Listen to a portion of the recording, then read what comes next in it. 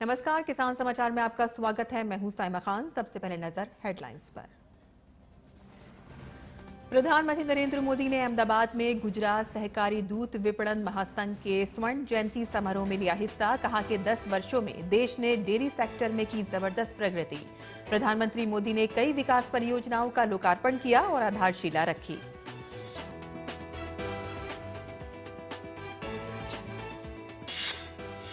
प्रधानमंत्री ने गन्ना खरीद की कीमत में बढ़ोतरी को बताया ऐतिहासिक। कहा कि किसानों की आय को दोगुना करने के लिए सरकार प्रतिबद्ध। केंद्रीय मंत्रिमंडल ने वित्तीय वर्ष 2024-25 में गन्ने का एफआरपी बढ़ाकर 340 रुपए प्रति क्विंटल किया। कृषि मंत्री अर्जुन मुंडा ने कहा कि पंजाब में किसान संगठनों के साथ कई दौर की बातचीत रही सार्थक। वार्ता से ही निकलेगा समस्या का समाधान।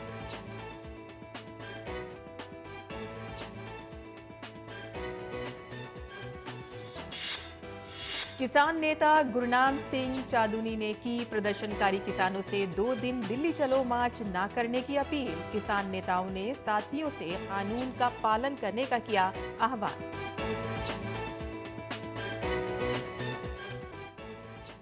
और अब समाचार विस्तार से। गुजरात सहकारी दूध विपणन महासंघ के स्वर्ण जयंती समारोह में 1.25 लाख से अधिक किसान जुटे। इन सभी ने प्रधानमंत्री का दिल खोलकर स्वागत किया। पीएम ने इन सभी का हाथ हिलाकर अभिवादन भी किया। समारोह के मंच पर प्रधानमंत्री का परंपरागत ढंग से स्वागत किया गया। इस अवसर पर शानदार सांस्कृतिक कार्यक्रम भी पेश किए गए। प्रधानमंत्री ने कलाकारों की इस प्रस्तुति को सराहा और उनका उत्साहवर्धन किया। गुजरात सहकारी दूध विपणन महासंघ के स्वर्ण जयंती समारोह को संबोधित करते हुए प्रधानमंत्री ने भारत के डेयरी सेक्टर में हुए विकास की सराहना की। पीएम ने सहकार के माध्यम से इस क्षेत्र में मिली सफलता को शानदार बताया। प्रधानमंत्री ने कहा कि पिछले 10 वर्षों में देश ने डेयरी सेक्टर में जबरदस्त प्रगति की है। अगर मैं पिछले 10 साल की बात करूं तो भारत में दूध उत्पादन में करीब 60% वृद्धि हुई है। पिछले 10 वर्षों में प्रति व्यक्ति दूध उपलब्धता भी करीब 40% बढ़ी है।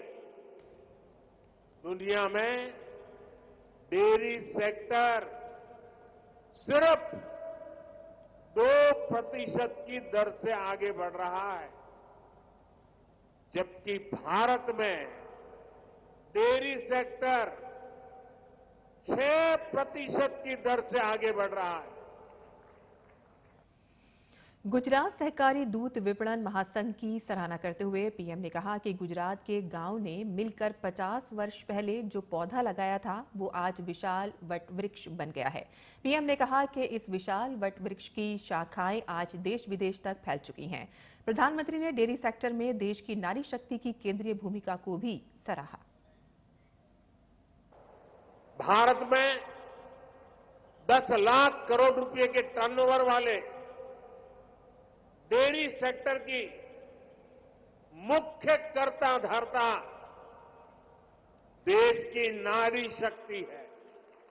हमारी माताएं हैं, हमारी बहनें हैं, हमारी बेटियां हैं। आज देश में धान, गेहूं और गन्ने को भी मिला दें तो भी इन फसलों का टर्नओवर 10 लाख करोड़ रुपए नहीं होता, जबकि 10 लाख करोड़ टर्नओवर वाले डेयरी सेक्टर में 70% काम करने वाली हमारी माताएं, बहनें, बेटियां। भारत के डेयरी सेक्टर की असली रीढ़, असली बैकबोन यही महिला शक्ति है। किसानों के आंदोलन पर आज केंद्रीय कृषि मंत्री अर्जुन मुंडा ने रांची में पत्रकारों से बातचीत में कहा कि पंजाब में किसान संगठनों के साथ कई दौर की सार्थक बातचीत हुई है। कृषि मंत्री ने कहा कि सरकार किसानों के हित में काम करने के लिए प्रतिबद्ध है। पंजाब में किसान संगठनों के साथ किसानों के मसले पर कई दौर की बातचीत हुई है और अभी भी हम बातचीत के लिए किसान संगठनों से कहा है कि इसका समाधान बातचीत के माध्यम से हम निकालेंगे, क्योंकि किसी भी समस्या का समाधान बातचीत के माध्यम से ही निकलता है, वार्ता के माध्यम से ही निकलता है।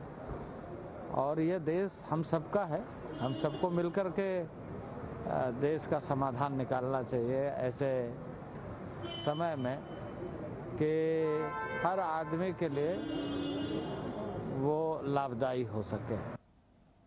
और किसानों के आंदोलन को देखते हुए हरियाणा के अंबाला, कुरुक्षेत्र, कैथल, जिंद, हिसार, फतेहाबाद और सिरसा जिलों में इंटरनेट निलंबन 23 फरवरी तक के लिए बढ़ाया गया है।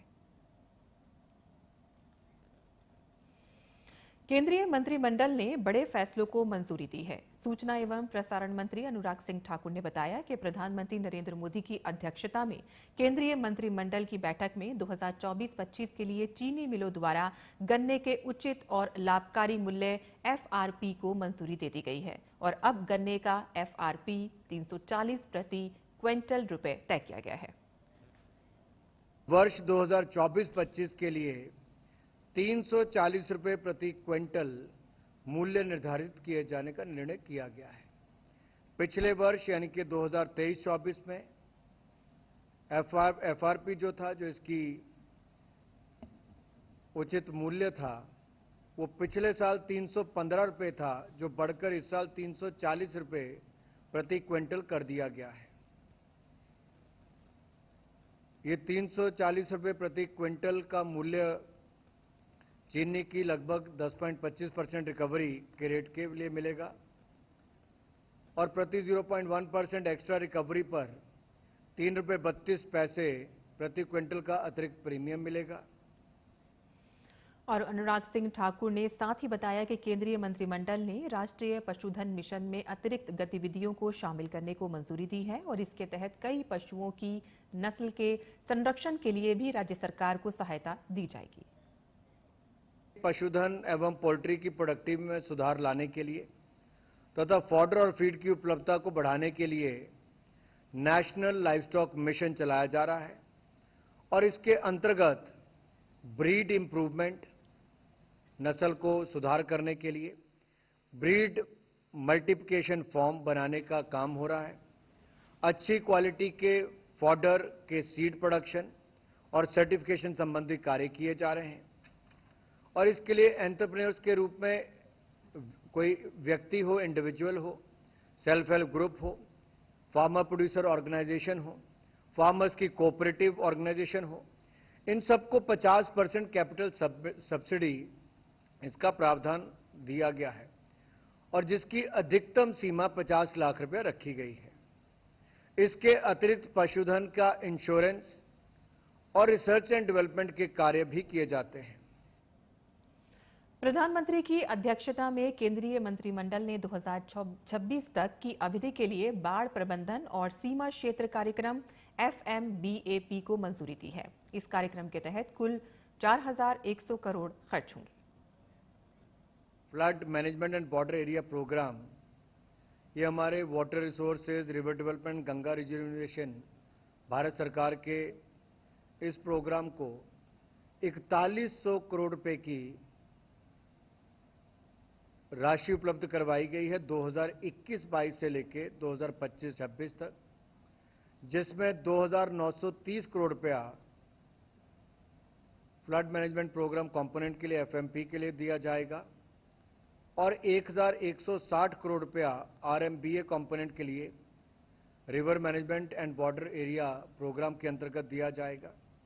इसका फंडिंग का पैटर्न जो है ये 60-40 रेशो रहेगी। 60% केंद्र सरकार का, 40% राज्य की सरकार का। और जो पूर्वोत्तर के राज्य और पहाड़ी राज्य हैं, पहाड़ी राज्यों में जम्मू कश्मीर, हिमाचल और उत्तराखंड आता है और नॉर्थ ईस्ट के हमारे बाकी राज्य, इनके लिए फंडिंग 90% भारत सरकार, 10% राज्य की सरकारें देगी और यूनियन टेरिटरीज के लिए 100% हम लोग भारत सरकार की ओर से देंगे। और सूचना एवं प्रसारण मंत्री अनुराग सिंह ठाकुर ने बताया कि प्रधानमंत्री नरेंद्र मोदी के कार्यकाल में एमएसपी पर यूपीए सरकार से ज्यादा पैसा खर्च किया है। यूपीए के 10 साल में गेहूं, धान, दलहन, तिलहन इन पर 5.5 लाख करोड़ रुपया एमएसपी की खरीद पर खर्च किया। मोदी सरकार ने 18,39,000 करोड़ खर्च किया है, जो 3.5 गुना से ज्यादा है। कहां 5.5 लाख करोड़, कहां 18,39,000 करोड़। और अगर मैं आपको दलहन की उदाहरण दूं तो 1,936 करोड़ रुपया कांग्रेस ने खर्च किया, यूपीए की सरकार ने, मोदी सरकार ने 55,000 करोड़ से ज्यादा खर्च किया। अगर आप आंकड़े देखेंगे, पीएम किसान सम्मान निधि, कांग्रेस के समय ना किसान का सम्मान था ना निधि थी। ये मोदी सरकार है जिसने 2,81,000 करोड़ रुपया 12 करोड़ किसानों के खाते में डाला है। और किसान नेताओं ने दिल्ली कूच 2 दिन के लिए स्थगित करने का फैसला किया है। वहीं केंद्र सरकार ने कहा है कि 5वें दौर की बातचीत के लिए वह किसानों के साथ सभी मुद्दों पर चर्चा के लिए तैयार है। केंद्रीय कृषि मंत्री अर्जुन मुंडा ने किसान संगठनों से सभी मुद्दों का समाधान निकालने के लिए बातचीत के रास्ते आगे बढ़ने की अपील की है। और इससे पहले कल शंभू, सिंधु और गाजियाबाद सहित दिल्ली से सटे बॉर्डर पर लोगों को काफी दिक्कतों का सामना करना पड़ा। इस बीच रोहतक पीजीआई में जख्मी 2 प्रदर्शनकारियों का उपचार जारी है और अब उनकी हालत में काफी सुधार है। प्रीतपाल सिंह जो है उसको हमने एडमिट कर लिया है ट्रॉमा सेंटर में और उसकी स्थिति इज आउट ऑफ डेंजर और टीम ऑफ जो डॉक्टर्स है they are providing due care. वहीं किसान नेता गुरनाम सिंह चादुनी ने प्रदर्शनकारी किसानों से 2 दिन दिल्ली चलो मार्च न करने की अपील की है। किसी को नहीं करना है, हमारी सख्त हिदायत है, बेनती है, प्रार्थना है, किसी भाई ने उपद्रव नहीं करना है, पुलिस से नहीं टकराना है। आगे बढ़ते हैं, जहां जापान सरकार ने भारत में विभिन्न क्षेत्रों में 9 परियोजनाओं के लिए लगभग 232 अरब 20 करोड़ जापानी येन की विकास सहायता ऋण देने की घोषणा की है। और आर्थिक मामलों के विभाग के अतिरिक्त सचिव विकासशील और भारत में जापान के राजदूत सुजुकी हिरोशी ने इस संबंध में एक समझौता किया। वित्त मंत्रालय ने कहा है कि सड़क परियोजनाओं का उद्देश्य देश के उत्तर पूर्व क्षेत्र में बुनियादी ढांचे के विकास में सुधार करना है। और किसान समाचार में अब जान लेते हैं मंडी का भाव। देश भर की मंडियों में क्या भाव चल रहा है।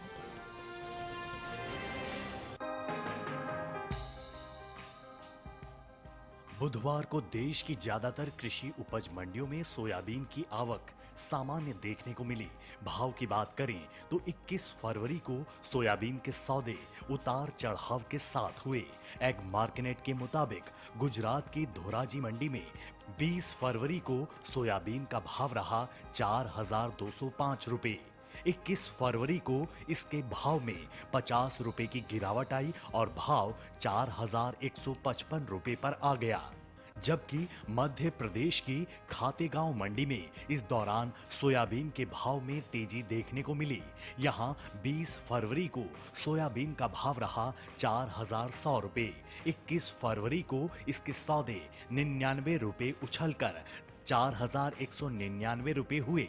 राज्य की ही हरदा मंडी में 20 फरवरी को सोयाबीन का भाव रहा 4,251 रुपए। 21 फरवरी को इसका भाव बिना किसी फेरबदल के साथ 4,251 रुपए पर टिका रहा। वहीं महाराष्ट्र की नागपुर मंडी में सोयाबीन का भाव रहा 4,344 रुपए। राजस्थान की कोटा मंडी में सोयाबीन का कारोबार 4,450 रुपए प्रति क्विंटल पर हुआ। वहीं बात कुल तिलहन की करें तो इस साल कुल तिलहन की उपज का रिकॉर्ड टूटने का अनुमान है। कृषि मंत्रालय के तीसरे अग्रिम अनुमान के मुताबिक देश में घरेलू स्तर पर कुल तिलहन की पैदावार रिकॉर्ड स्तर पर पहुंच गई है। साल 2022-23 के दौरान कुल तिलहन की पैदावार 413.55 लाख टन होने का अनुमान है, जो पिछले साल के तिलहन उत्पादन की तुलना में 20.38 लाख टन अधिक है, जबकि बीते साल इस दौरान कुल तिलहन की उपज 379.63 लाख टन रही थी। सोयाबीन की पैदावार पर नजर डालें तो कुल तिलहनी फसलों की उपज में शामिल सोयाबीन की पैदावार साल 2022-23 के दौरान 149.85 लाख टन होने का अनुमान जताया गया है, जिसका असर सोयाबीन के बाजार भाव पर पड़ सकता है।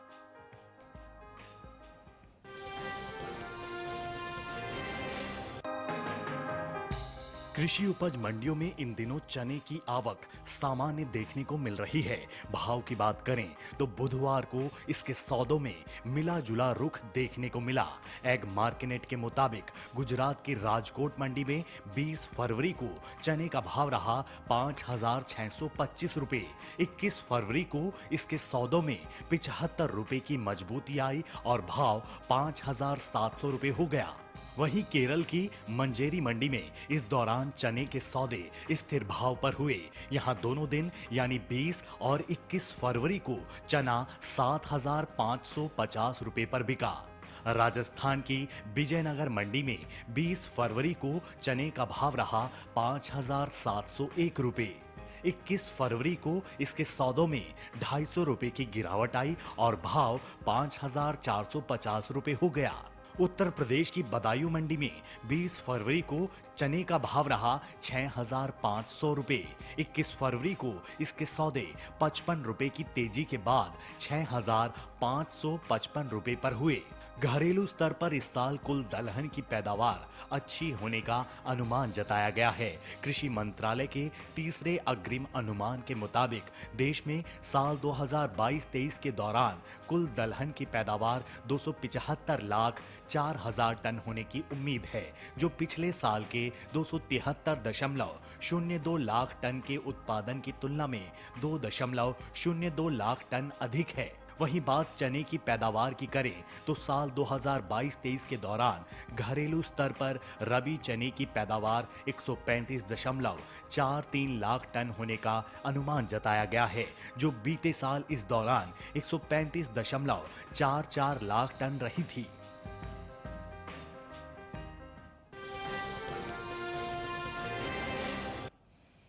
और मंडी खबर के बाद अब बात करते हैं मौसमी खेती की। किसान इस मौसम में कैसे रखें अपनी खेती का ख्याल, आइए देखते हैं।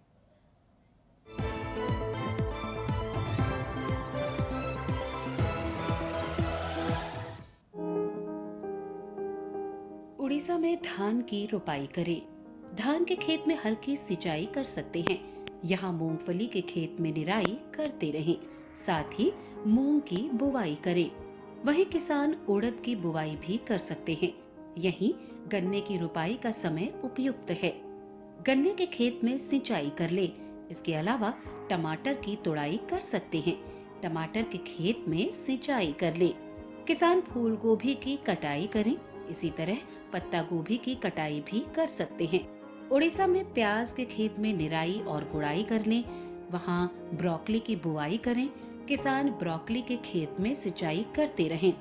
पश्चिम बंगाल में धान की रुपाई करें। किसान मक्के के खेत में निराई कर लें। मक्के की रुपाई करते रहें, साथ ही सरसों के खेत में सिंचाई करें। अभी बैंगन के खेत में सिंचाई कर सकते हैं। यहाँ लाल मिर्च के खेत से पानी की निकासी की उचित व्यवस्था करें। इसके अलावा नारियल के खेत में पर्याप्त नमी बनाए रखें। पश्चिम बंगाल में आलू के खेत में गुड़ाई कर लें। किसान हल्दी के खेत में निराई कर सकते हैं। हल्दी के खेत से जल निकासी का सही प्रबंध करते रहें। इस समय गेहूं में कीट लगने की आशंका बनी हुई है। ऐसे में कृषि विशेषज्ञों की सलाह से गेहूं में कीटों से बचाव के लिए कीटनाशक का छिड़काव कर लें।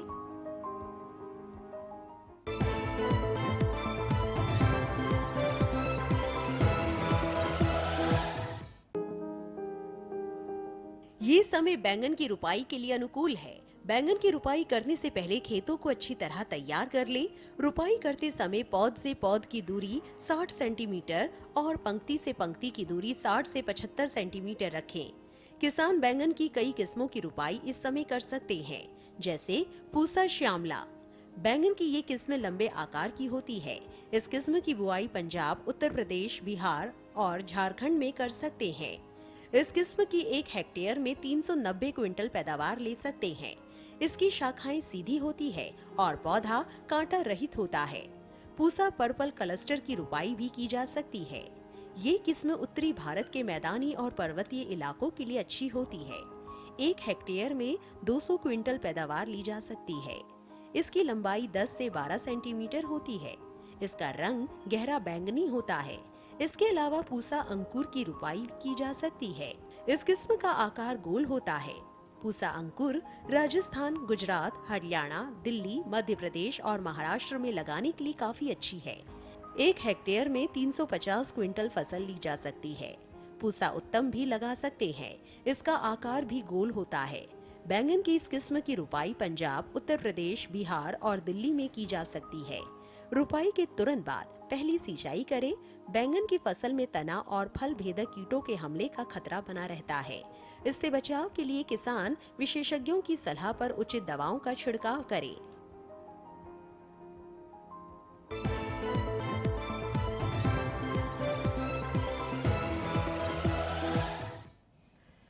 और खेती किसानी से जुड़ी खबरों के बाद आइए अब नजर डालते हैं कुछ और खबरों पर। खास खबर में, देश में एक साथ चुनाव कराने से संबंधित मुद्दे की जांच करने और इस विषय पर सिफारिशें देने के लिए भारत के पूर्व राष्ट्रपति रामनाथ कोविंद की अध्यक्षता में गठित उच्च स्तरीय समिति ने नई दिल्ली में बैठक की। केंद्रीय मंत्रिमंडल ने साल 2021-22 से 2025-26 की अवधि के दौरान 1179.72 करोड़ रुपए की कुल लागत पर महिलाओं की सुरक्षा पर अम्ब्रेला योजना के कार्यान्वयन की जारी रखने के गृह मंत्रालय के प्रस्ताव को मंजूरी दी। केंद्रीय मंत्रिमंडल के एक अहम फैसले में अंतरिक्ष क्षेत्र पर प्रत्यक्ष विदेशी निवेश (FDI) नीति में संशोधन को मंजूरी दे दी गई है। केंद्रीय मंत्री ने बताया है कि FDI नीति में संशोधन प्रधानमंत्री नरेंद्र मोदी द्वारा निर्धारित आत्मनिर्भर भारत के दृष्टिकोण को साकार करने के लिए किया गया है। केंद्रीय पर्यावरण एवं वन मंत्री भूपेंद्र यादव ने केरल के वायनाड का दौरा किया। वायनाड में हाल ही में मानव पशु संघर्ष की घटनाएं बढ़ी हैं। उन्होंने कहा कि क्षेत्र में मानव पशु संघर्ष एक बड़ी समस्या है। सरकार ऐसी समस्याओं के समाधान के लिए इस क्षेत्र में काम करने वाले अधिकारियों और वैज्ञानिकों को राजनीतिक और प्रशासनिक रूप से हर संभव सहायता प्रदान करेगी। दिल्ली शराब घोटाला मामले में आरोपी मनीष सिसोदिया को राउस एवेन्यू कोर्ट में पेश किया गया। मनीष सिसोदिया की न्यायिक हिरासत की अवधि को कोर्ट ने 12 मार्च तक के लिए बढ़ा दिया है। और किसान समाचार में आज के लिए बस इतना ही। अनुमति दें। नमस्कार।